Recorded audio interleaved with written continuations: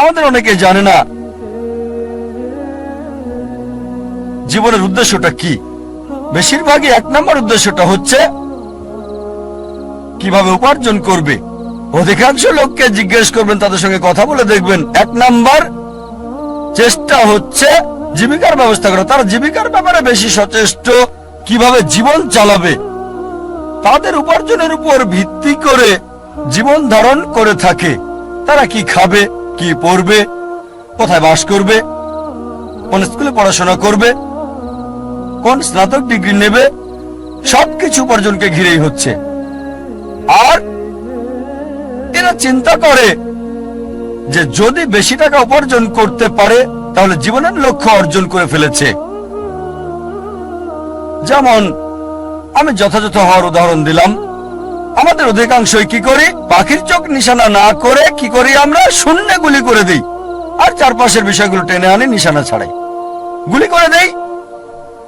কোন একটা বিষয়ে গ্রাজুয়েশন করি, তারপর যখন বলা হয় কেন এই কোর্স নিয়েছো তুমি, ও আমি তো ভাবিনি। তারপর বিশেষত্ব খোঁজে, আরো বেশি বিশেষত্ব খোঁজে, তারপর চেষ্টা করে যাচাই করে কেন এই কোর্স নিয়েছে।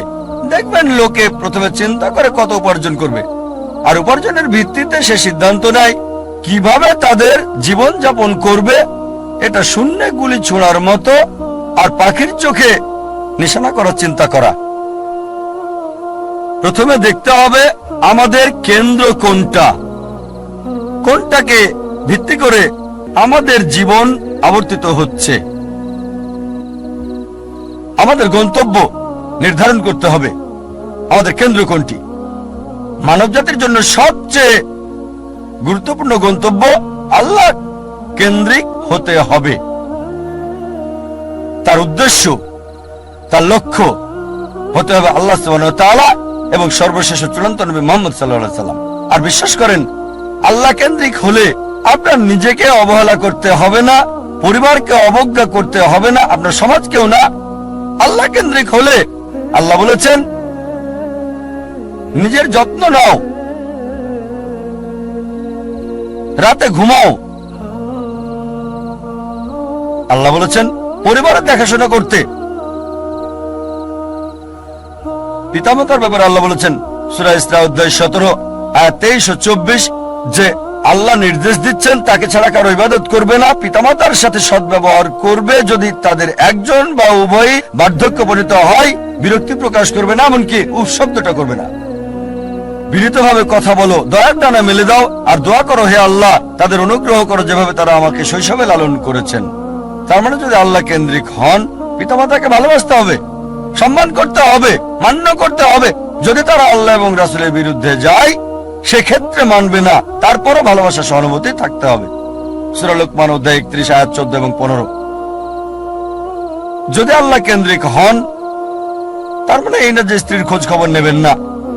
একটা হাদিস আছে প্রিয় নবীজি মুহাম্মদ সাল্লাল্লাহু আলাইহি সাল্লামের, আহমদ ইবনে হাম্বল, হাদিস নাম্বার 7396। আমাদের নবীজি মুহাম্মদ সাল্লাল্লাহু আলাইহি সাল্লাম বলেছেন মুমিনদের মাঝে সেই সবচেয়ে উত্তম যে তার পরিবারের সাথে ভালো, বিশেষ করে স্ত্রীর সাথে। আল্লাহ কেন্দ্রিক হলে পরিবারকে অবহেলা করতে হবে না, সমাজকে অবহেলা করতে হবে না। আল্লাহ বলেন সূরা মাউন অধ্যায় 107 আয়াত 1 থেকে 7 যে প্রতিবেশীর হক আদায় করো, প্রতিবেশীকে সাহায্য করো। প্রিয় নবী মুহাম্মদ সাল্লাল্লাহু আলাইহি সাল্লাম বলেছেন, এই হাদিসটা আছে সহিহ বুখারীতে ভলিউম 1 বুক অফ ফেথ হাদিস নাম্বার 13 যে সে কখনোই পূর্ণ মুমিন নয় যদি তার ভাইয়ের জন্য তা পছন্দ না করে যা সে নিজের জন্য করে থাকে। তার মানে অন্যদেরও দেখাশোনা করতে হবে। তাই আল্লাহ কেন্দ্রিক হওয়া মানে এই না যে সবকিছুকে অবহেলা করে ভিখারির মতো জীবনযাপন করতে হবে। তবে কেন্দ্র হবে আল্লাহ। আল্লাহ যদি সম্পদ দেন সেই সম্পদকে আল্লাহর রাস্তায় ব্যয় করেন।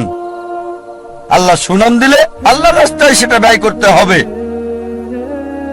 আল্লাহ আপনাকে গুণ দিলে, আল্লাহ আপনাকে অনুগ্রহ দিলে আল্লাহর রাস্তায় সেটাকে ব্যয় করেন। সবচেয়ে বড় উদাহরণ, রোল মডেল, যে মানুষটি সম্পূর্ণভাবে আল্লাহ কেন্দ্রিক ছিলেন, সর্বশেষ এবং চূড়ান্ত নবী মুহাম্মদ সাল্লাল্লাহু আলাইহি সাল্লাম।